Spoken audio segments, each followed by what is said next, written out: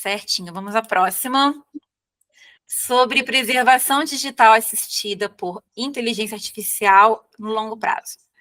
A preservação digital é um dos maiores desafios da arquivologia moderna.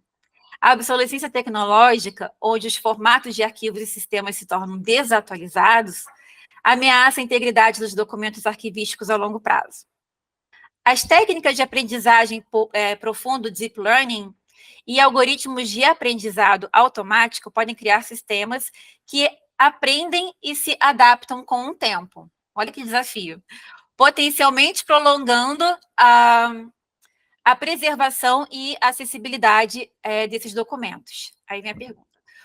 Como as técnicas de aprendizado profundo, deep learning, e algoritmos de aprendizado automático poderiam ser aplicados para criar sistemas autoevolutivos, gente, que viagem, que garantam a integridade e acessibilidade dos documentos arquivísticos por décadas ou até séculos? Você consegue visualizar isso? Sim, eu adorei a pergunta. Ótimo. Na verdade, podia estar invertido, podia eu estar perguntando para você, porque você que poderia estar respondendo isso. Eu tenho certeza que você podia estar respondendo isso. Vamos lá.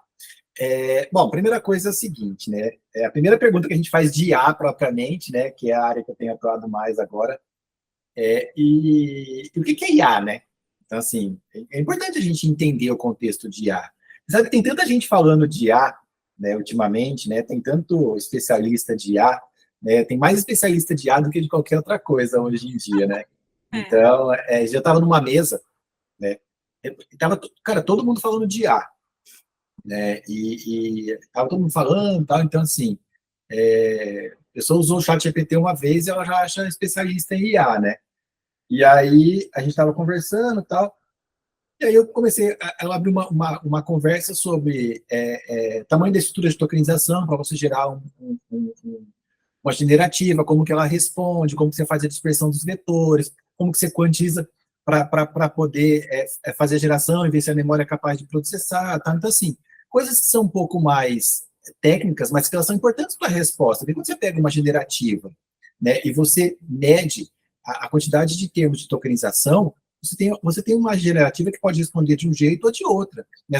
Muitas vezes as pessoas acharem que tem Gemini, ChatGPT e Copilot, né, de generativa. A gente tem hoje, né, milhares de generativas. Então, assim, a gente tem generativas que fazem muitas coisas. Né? Então, assim, hoje em dia você consegue, por exemplo, encadear ou encadear conjuntos de ferramentas que respondem em conjunto. Né? Eu posso colocar, por exemplo, fazer um chain, né, gerar um procedimento de resposta, onde eu vou automatizar a resposta baseada no que eu quero. Então, eu ponho alguém para perguntar no chat GPT, por exemplo, né, ele me pergunta, eu encadeio isso junto a outras coisas, pego dados de banco, faço um filtro sobre isso, junto esses dados, tokenizo, jogo isso numa ferramenta de IA e ela vai responder baseada no que eu quero. Então, assim, tem muitas possibilidades, tá? Então, assim, as pessoas estão muito presas ainda na questão da IA, baseado ou na IA que a gente faz a preditiva, né, a indutiva, ou baseado nessa indutiva que a gente acaba tendo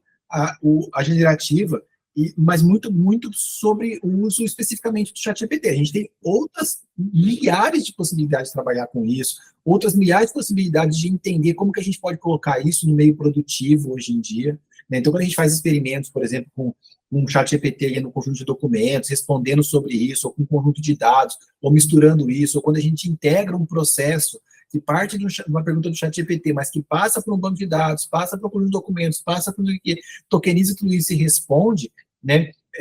Vai muito além do que as pessoas estão falando sobre IA, né? E o IA, na verdade, é muito simples, né? Na verdade, é uma capacidade tecnológica, né, de encontrar padrões em dados, e é isso que a gente faz, né? Inclusive padrões que nunca foram percebidos, né? E fazer o quê? Potencializar esses padrões. Pegar esses padrões e dizer, isso aqui é importante para tal contexto. Então, a IA é isso.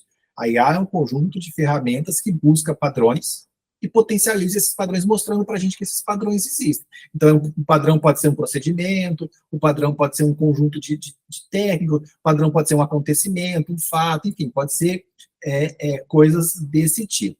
Bom, vamos responder a pergunta, né? Então, assim, eu entendo e penso que sim, né, sobre a sua pergunta. O IA pode gerar sistemas evolutivos, sim, né, que garanta integridade e acessibilidade, além da autenticidade, confiabilidade, tal, a documentos no longo prazo.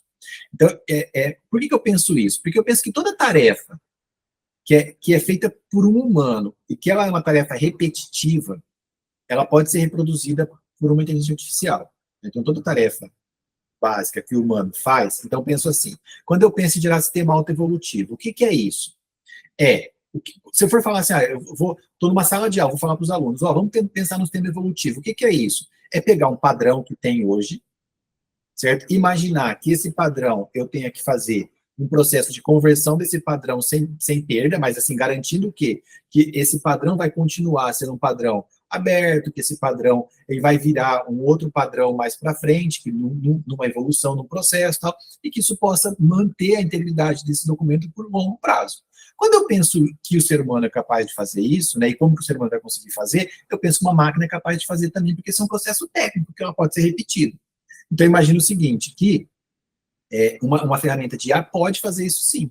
Ela pode, a cada tempo, né, pensar em quais são os padrões atuais, pensar no modelo evolução de conversão desses documentos, né, e garantir a integridade desse documento antigo e documento novo. Então, assim, eu penso sim que a IA pode fazer tudo isso. Eu acho que a gente tem muito por evoluir ainda sobre isso, né? Eu acho que as ferramentas podem fazer muitas coisas relacionadas a isso. Então, não só baseado no que a gente tem hoje em dia, do que a gente está enxergando aí de inteligência artificial, mas muitas outras coisas, né? Quando a gente olha para a inteligência artificial, o que a gente tem visto, né, é a ponta do iceberg. Se a gente começar a olhar para artigo, por exemplo, produzido, né, o que se faz com o IA hoje em dia, tem muitas coisas interessantes, muitas coisas. Então, assim, é uma evolução que ainda está acontecendo, né, e agora chegando a gente. Né, agora que a gente vai começar a aplicar isso, então, na ciência da informação do modo geral, na arquivologia, então começar a pensar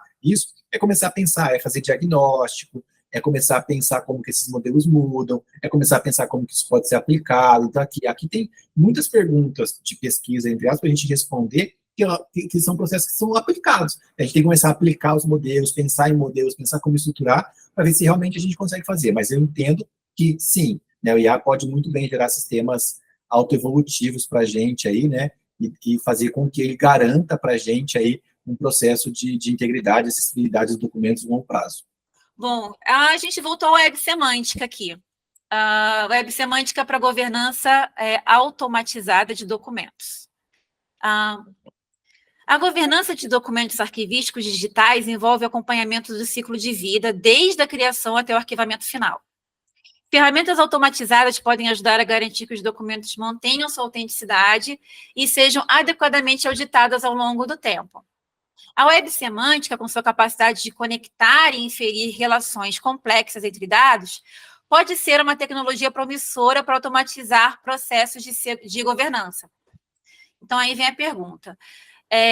Em que medida que você acredita que a web semântica, com sua capacidade de conectar e inferir relações complexas entre dados, pode ser utilizada para automatizar a governança de grandes repositórios de documentos arquivísticos, assegurando sua autenticidade e preservação? Você vê que a gente tem essa preocupação de autenticidade e preservação em tudo quanto é pergunta, né?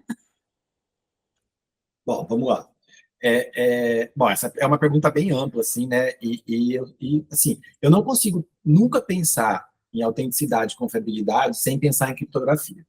Então, assim, esse para mim é um contexto, assim, usar chaves criptográficas, usar modelos de autenticidade, né, usar os modelos reconhecidamente, hoje em dia, inquebráveis de criptografia, que pode ser quebrado no futuro, mas hoje em dia a gente não tem capacidade tecnológica para quebrar. Então, assim, eu acho que os modelos de assegurar autenticidade e confiabilidade são esses, né, mas a gente pode pensar em outros, né.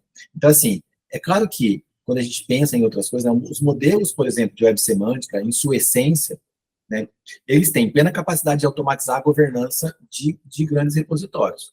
Então, assim, eu acho que sim, eles podem fazer isso, né. Então, assim, os modelos de ontologia, por exemplo, né, eles podem ser construídos, por exemplo, eles podem, na verdade, gerir, né, um domínio que seja plenamente possível de ser utilizado para a gente automatizar a estrutura e também a inferir relações complexas. Então, quando a gente pensa em uma ontologia, né, a gente consegue pensar em construir uma estrutura, né, que permita a gente conectar essas coisas.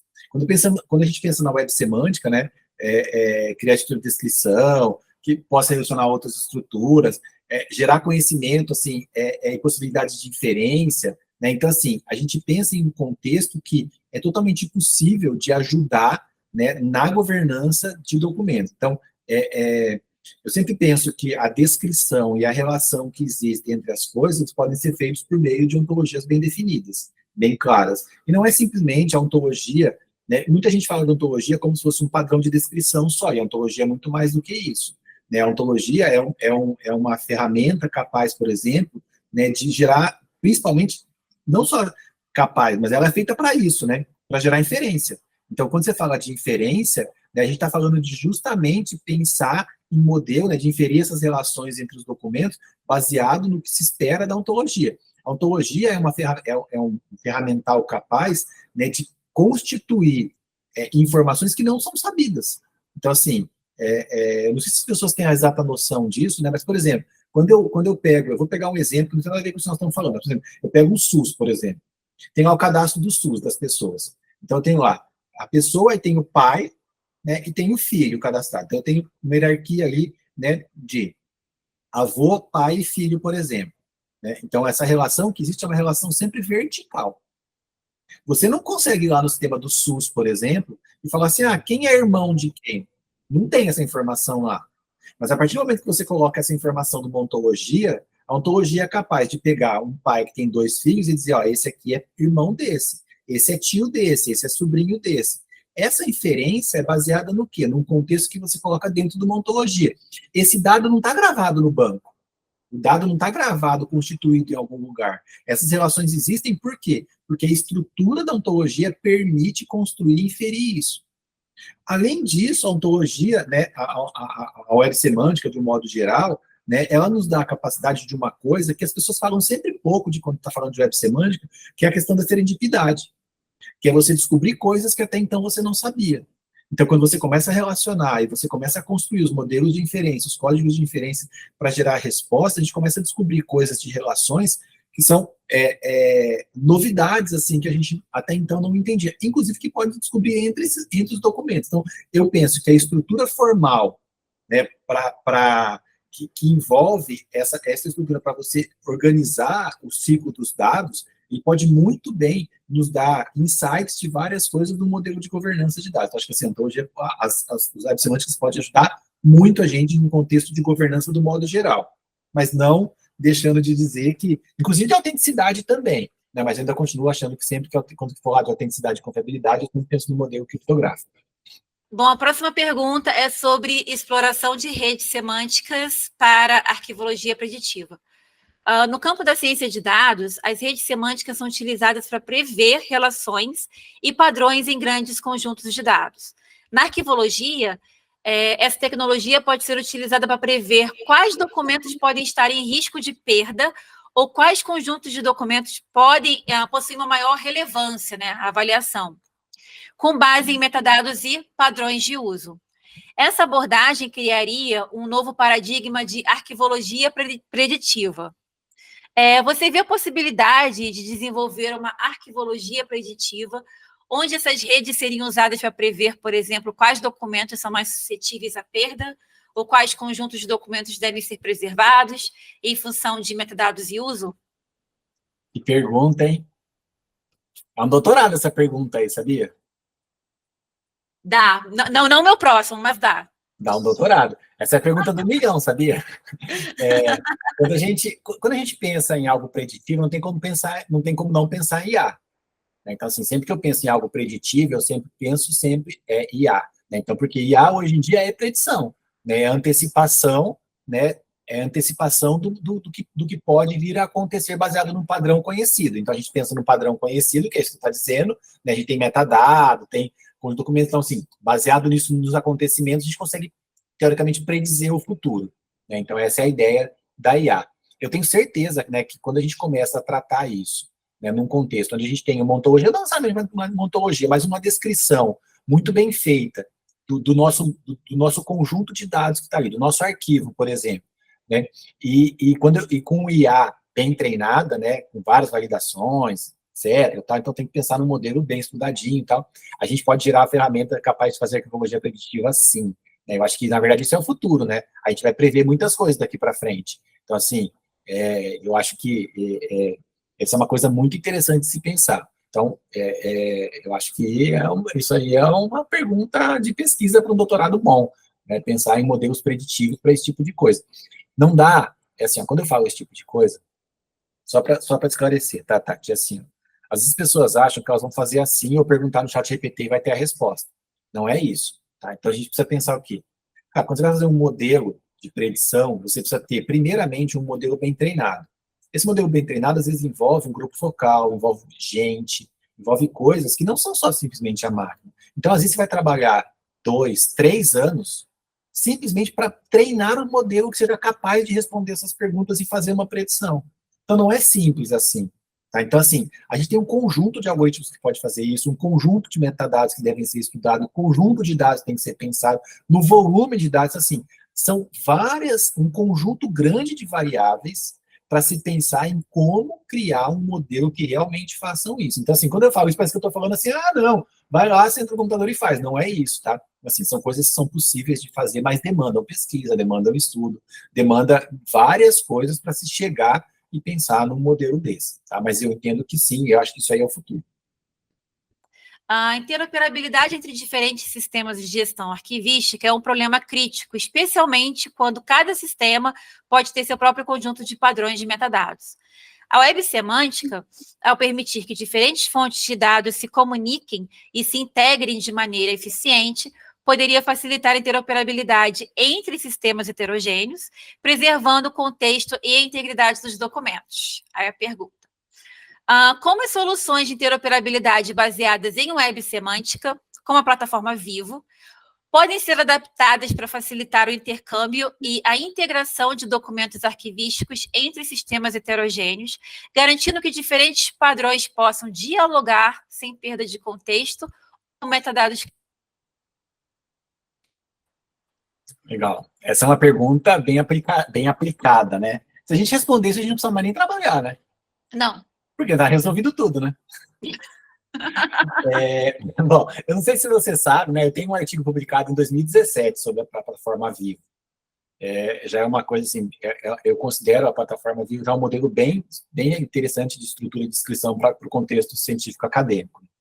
Então, assim, esse é um modelo, poderia ser um modelo central para integrar bases, né? Como outras eu tive a oportunidade de trabalhar com Europeana, né? Trabalhar no projeto de museu aqui do IBranco, Taracan, né? Conheço outros acervos como Digital NZ, como, enfim, muitos outros acervos mexicanos, enfim. Né? E essa é uma questão, né, tanto para arquivologia, quanto para biblioteconomia, quanto para a medicina, né, é uma questão preponderante, que é o quê? A gente conseguir fazer, né, o intercâmbio, a integração entre objetos digitais, que podem ser documentos ou qualquer um, de sistemas heterogêneos, são sistemas diferentes. Essa é uma questão que ela tem bastante por ser trabalhada ainda. Né? Eu acho que é possível, né, a gente criar modelos de IA, por exemplo, né, que sejam capazes de realizar esses mapeamentos e criar um processo de interoperabilidade entre plataformas diferentes. Não para resolver, mas para ajudar. Então, assim, eu posso colocar, por exemplo, treinar um modelo, né, baseado numa plataforma viva, e falar, esse é o modelo central. Agora, eu vou colocar esse algoritmo para rodar em repositórios, em arquivos, tal, e ver como que isso está e tentar fazer a relação. A relação pode acontecer de metadados, não baseado só no metadado, mas no dado que está ali, no conjunto de dados que está ali. Então, assim, a gente já sabe, eu e você, Tati, que a gente estudou um pouco isso, né? Como que você pensa num modelo descritivo, né? Quando você pensa num rótulo de um descritor, baseado nos dados que estão ali. Então, quando você faz isso, né, e você tem isso de dois lados, né, olhando para os dados e olhando para um montante de dados, você pode imaginar que esses dados, eles têm, de certa forma, relação entre eles.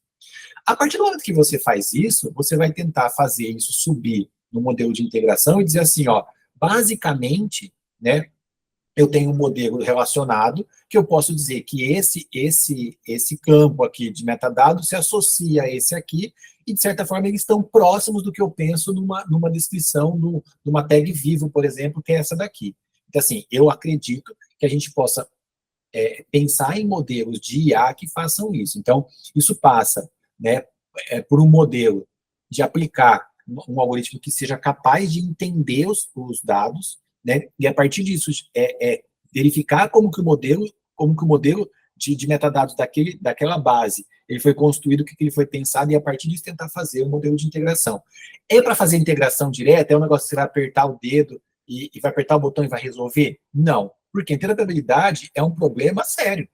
E o que acontece? Se a gente for olhar, a gente criou padrão de metadado há 50 anos atrás para criar um modelo único de descrição, e depois a gente foi criando 500 outros milhões de padrão de metadados. Então a gente tem outros padrões de metadados que inclusive não se conversam. Ou então, com base, por exemplo, quando eu já vi arquivo, já vi biblioteca digital, já vi museu digital, que você usa um padrão de metadados e descreve outra coisa lá dentro.